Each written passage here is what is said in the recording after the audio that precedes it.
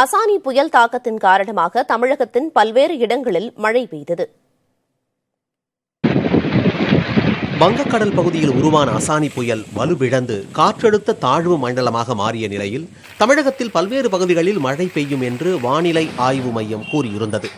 அந்த வகையில் செங்கல்பட்டு மாவட்டத்தில் மாமல்லபுரம், கல்பாக்கம், திருப்போரூர், ஊரப்பாக்கம், கூடுவாஞ்சேரி, மறைமலை நகர், சிங்கப்பெருமாள் கோவில், மதுராந்தகம், செய்யூர், மேல்மருவத்தூர் உள்ளிட்ட பகுதிகளில் மிதமான மழை பெய்தது. திருவண்ணாமலை மாவட்டம் செய்யாறு மற்றும் அதன் சுற்றுவட்டார பகுதிகளான வடதண்டலம், புளியரம்பாக்கம், தூளி, பைங்கினர், அனக்காவூர் உள்ளிட்ட பகுதிகளில் பரவலாக மழை பொழிந்தது. சேலம் மாவட்டம் மேட்டூர் மற்றும் அதன் சுற்றுவட்டார பகுதிகளில் இடைவிடாது பெய்த சாரல் மழையால் பொதுமக்களின் இயல்பு வாழ்க்கை பாதிக்கப்பட்டது.